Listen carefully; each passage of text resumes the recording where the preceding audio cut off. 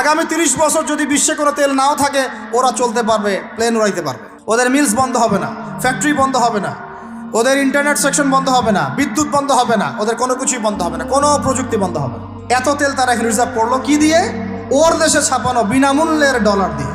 এবং সেই ডলারটা আমরা নিলাম, নিয়ে আমরা মাশাআল্লাহ অট্টালিকা নির্মাণ করলাম, আর মনে করলাম যে মাশাআল্লাহ আমি তো খুব ধনী হয়ে গেলাম, সমৃদ্ধি অর্জন করলাম। এরপরে তারা আরবদেরকে বুঝালো, ইয়া শেখ, আরবদেরকে বুঝালো, হাবিবি, ইয়া হাবিবি, কাছে আসেন, শোনেন, আমরা আপনাদের কাছে তেল আছে, আপনারা তো তেল বয়কট করে দিয়েছেন, আর তেল ছাড়া তো আমাদের যুদ্ধ বিমান ফ্লাই করছেন। তেল কাদেরকে দিয়েছে আল্লাহ পাক? মিডল ইস্ট আরবকে দিয়েছে, ঠিক আছে? এখন হাবিবিকে বলা হচ্ছে যে আপনারা তো তেল বয়কট করে দিলেন। এটা করেছিল বাদশাহ ফয়সাল, বলেন রাহিমাহুল্লাহ। উনি একজন সাহসী নেতা ছিলেন, এই জন্যই তাকে গুপ্ত হত্যা করা হয়েছে। সাহসী যারা, তাদেরকে গুপ্ত হত্যা করে এদের একটা সুন্নত, এটা মাথায় রাখবেন।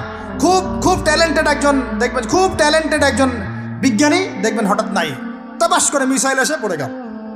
এমন সূক্ষ্ম স্নাইপার দূর থেকে 12,000 কিলোমিটার দূর থেকে মেরে দিল, আপনার কলিজের মধ্যে ফেলে গেল।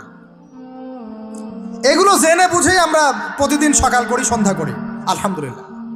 কারণ অ্যাটলিস্ট আপনাকে তো জানতে হবে। জেনে নেন, পরে আপনারা চিন্তা করবেন যে কিভাবে লাইফ লিড করবেন।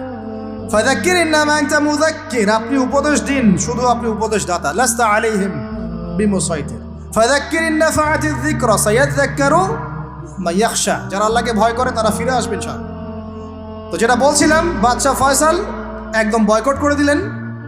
এবার ওরা এসে বুঝাচ্ছে যে তেল ছাড়া তো আমাদের চলছে না। এদিকে ওদের ডলারের মান কমে যাচ্ছে, মুদ্রাস্ফীতি হচ্ছে, ইনফ্লেশন হচ্ছে। এখন তারা বোঝালো যে ঠিক আছে, একটা চুক্তি করা যাক।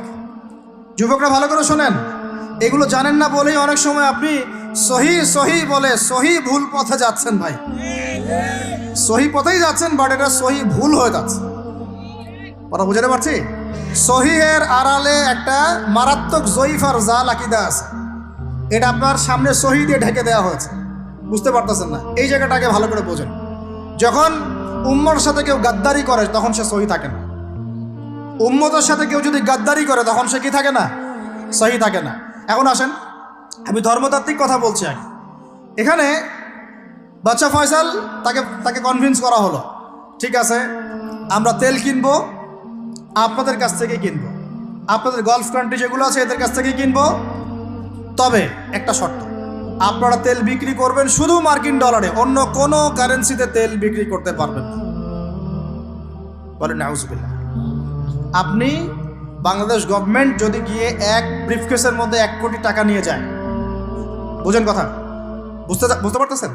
1 কোটি টাকা আমাদের টাকা নিয়ে গিয়ে যদি বলে শেখ হাবিবি আমাকে তেল দাও, ওরা বলবে তেল দিতে পারবো না, খালাস, কুল্লু খালাস, এখান থেকে বের হও। কথা বুঝতে পারেন নাই? 1 কোটি কি দিবেন? টাকা, তেল দিবেন, লিখে নেন, দিবেন। কিন্তু সেই 1 কোটি টাকাকে যদি আপনি ডলারে কনভার্ট করেন, ওটাকে ডলার দিয়ে কনভার্ট করেন, করে যদি বলেন হাবিবি তেল, তখন বলবে যে আসো দাঁড়ি লাইফে তেল নিয়ে যাও, খালাস, কুল্লু খালাস। আর বুঝতে পারছেন? তেল বিক্রি করব শুধুমাত্র ডলার দিয়ে, ডলার ছাড়া অন্য কোনো কারেন্সিতে তেল বিক্রি করতে পারবো না। এইটা পশ্চিমারা আরবদের সাথে একটা সন্ধি করলো আর কি, চুক্তি করলো। এই চুক্তির নাম হলো পেট্রো ডলার মনিটরি সিস্টেম। বুঝতে পারলাম? Petro dollar monetary system. এর বদৌলতে আরবের মরুভূমি হয়ে গেল এখন একদম অট্টালিকার প্রাসাদ। বোঝা যায়? মরুভূমিগুলো হয়ে গেল কি অট্টালিকার প্রাসাদ, আর বাকি পুরো মুসলিম উম্মার উপর দেখেন কি দুরবস্থা নেমে আসছে। শুধু তাই না, ওই ডলার হলো একদম লিডার, কারেন্সির লিডার। এখন ওই ডলার তেলের মান নির্ধারণ করবে, আপনি টাকা দিয়ে করতে পারবেন। সারা বিশ্বের সবচেয়ে বড় অর্থনৈতিক জুলুম হচ্ছে এই পেট্রো ডলার মনিটরি সিস্টেম। এর চেয়ে বড় কোনো জুলুম হয়নি অর্থনৈতিক জীবন। এখন অনেক ওলামায়ে কেরাম আছেন আপনারা এখানে, আমি জানি উপস্থিত, আপনারা একটু ফিকহের কিতাবগুলো মোতালা করে আমাদেরকে একটা ফতোয়া দিয়েন যে এরকম মনিটরি সিস্টেম প্রণয়ন করা জায়েজ না না জায়েজ। এটা আপনারা ফতোয়া দিয়েন, আমি ফতোয়া দিতে পারবো। আমি অর্থনৈতিক ভাষায় বলতেছি যে এই মনিটরি সিস্টেমটা পুরো বিশ্বে জুলুম নিয়ে আসছে। এখন আদতে, এখন শোনেন এই অংশটুকু শোনেন, তারপরে আমি শেষের দিকে চলে আসতেছি। আদতে এতে পশ্চিমাদের লাভ কি হয়েছে শোনেন। আমার কাছে এই যে ডলার, এটা আমি ছাপাই আমার দেশে, আমার কারখানায়। আমার খরচ হচ্ছে কাগজ, আমার খরচ হচ্ছে মেশিন, আমার খরচ হচ্ছে কালি। বোঝা যায়? বোঝা যাচ্ছে? আচ্ছা, এখন সেটা আমি বানালাম, ছাপালাম, গিয়ে আমি আরবকে দিলাম, তেল দাও। ওরা এই কাগজের টাকাটা নিল, নিয়ে রিজার্ভ করলো করে মূল যে তেল, এই তেলটা মনে করেন তেল বা সোনা, তেল বা সোনা একই কথা, কারণ সোনার ফাংশন প্লে করছে এখন তেল। এখন তো যেহেতু গোল্ড দিনার নাই, দিরহাম নাই, এই তেলটা তারা নিয়ে ওদের দেশের আন্ডারগ্রাউন্ডে বাংকার আছে, গ্যালনকে গ্যালন তেল রিজার্ভ করতে থাকলো। এমনভাবে রিজার্ভ করতে থাকলো যে বিগত আগামী 30 বছর যদি বিশ্বে কোনো তেল নাও থাকে, ওরা চলতে পারবে, প্লেন উড়াইতে পারবে। ওদের মিলস বন্ধ হবে না, ফ্যাক্টরি বন্ধ হবে না, ওদের ইন্টারনেট সেকশন বন্ধ হবে না, বিদ্যুৎ বন্ধ হবে না, ওদের কোনো কিছুই বন্ধ হবে না, কোনো প্রযুক্তি বন্ধ হবে না। এত তেল তারা রিজার্ভ করলো কি দিয়ে? ওর দেশে ছাপানো বিনামূল্যের ডলার দিয়ে। এবং সেই ডলারটা আমরা নিলাম, নিয়ে আমরা মাশাআল্লাহ অট্টালিকা নির্মাণ করলাম, আর মনে করলাম যে মাশাআল্লাহ আমি তো খুব ধনী হয়ে গেলাম, সমৃদ্ধি অর্জন করলাম। আদতে এখানে পশ্চিমাদের সবই লাভ। আমরা বলি না জালাও তাই কদু, আমরা বলি আম গেল সালাও গেল, তাই না? এখানে আমও তাদের, সালাও তাদের। আদতে আমাদের কিছু নাই। আপনারা হাসতেছেন, এইটা হচ্ছে সারা বিশ্বের সবচেয়ে বড় জুলুম। এখন আমরা তো থার্ড ওয়ার্ল্ডের কান্ট্রি, এটা হচ্ছে যারা বড় বড় ধনী রাষ্ট্র, ওদের অবস্থা হচ্ছে এই। আর আমরা যারা থার্ড ওয়ার্ল্ডের কান্ট্রি, উন্নত বিশ্বের দিকে এগিয়ে যাচ্ছে, আমরা যারা আস্তে আস্তে, যে পথে আমাদের দুর্নীতি বাধা, আমাদের এই যে নৈতিকতার অবক্ষয় বাধা, আমাদের মধ্যে আমার অধীনতা বাধা, এই বাধাগুলো আমাদেরকে আগাতে দিচ্ছে না। তা আমাদের অবস্থা কি হতে পারে তাহলে চিন্তা করুন।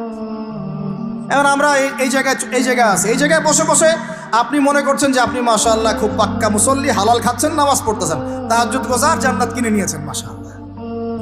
অথচ আপনার অর্থনীতি সুদভিত্তিক, এবং এই সুদভিত্তিক অর্থনীতির আন্ডারে থেকে কোনো বেসরকারি ব্যাংক পর্যন্ত 100% সুদমুক্ত সিস্টেম দিতে পারবে না। ফুল স্টপ, খালাস।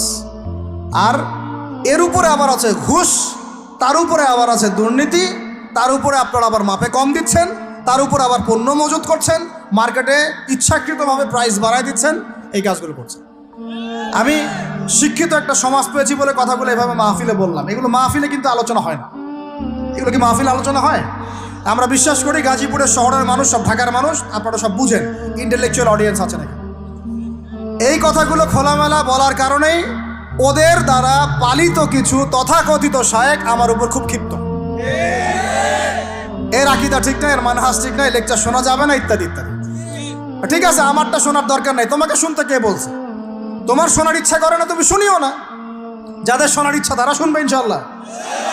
আর তোমার মতো কিছু মুনাফিক না শুনলে আমার কিছু যায়ও আসে না ইনশাল্লাহ। মুমিনরা যারা, তারা শুনবে, বুঝবে, ইনশাল্লাহ ওরাই প্রজন্ম করবে ইনশাল্লাহ।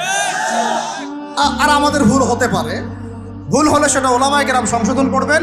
ওলামায়ে কেরাম যদি আমাদেরকে বলেন এটা ভুল হয়েছে, অবশ্যই মাথা পেতে নেব ইনশাল্লাহ। আমরা আলেম ওলামার বাইরে নয়, ওলামায়ে মুহাক্কিকের বাইরে নয়। তাহলে আপনাকে কি আমি ভিতরে চোখ দিয়ে পুরো বিশ্বের রাজনীতি বোঝাতে পেরেছি? পুরো বিশ্বের অর্থনীতি বোঝাতে পেরেছি? পুরো বিশ্বের শিক্ষাটাও বুঝেন এবার? আপনার কাছে মনে হচ্ছে পুরো বিশ্বের শিক্ষা খুব উন্নত, বাহ্যিকভাবে বস্তুবাদী ক্ষেত্রে উন্নত, মঙ্গলে যাচ্ছি, চাঁদে যাচ্ছি, স্যাটেলাইট পাঠাচ্ছি ইত্যাদি, তো এগুলো বস্তুবাদী উন্নতি। আদতে কি হচ্ছে দেখেন, নীতি নাই, শিক্ষা অর্জন করার পর নৈতিকতা নাই, চরিত্র নাই, সালাম কালাম নাই, ধর্মভীরুতা নাই, আমানতদারিতা নাই। একজন ডক্টর, সে মাশাআল্লাহ ডক্টর হয়েছে, হওয়ার পরে এখন সে দেখছি কসাই হয়ে গেল। তাহলে কোন শিক্ষাটার ঘাটতি হলো? নীতির, নৈতিকতার, ইসলামের ওই বুঝটা নাই, পরকালীন কনসেপ্ট নাই। একজন ইঞ্জিনিয়ার মাশাআল্লাহ, আপনি theta, sine theta, cos theta সব তো বুঝেন মাশাআল্লাহ। আপনি একজন আর্কিমিডিস থেকে শুরু করে পিথাগোরাস সব পড়ে ফেললেন, কিন্তু ইঞ্জিনিয়ার হয়েও তো আপনি চোর হলেন। তাহলে কোন শিক্ষার অভাব হলো বলেন? একটা মেয়েকে আপনি দেখছেন মাশাআল্লাহ এগিয়ে যাচ্ছে, বাপরে বাপ, ফেমিনিস্ট রেভলিউশন।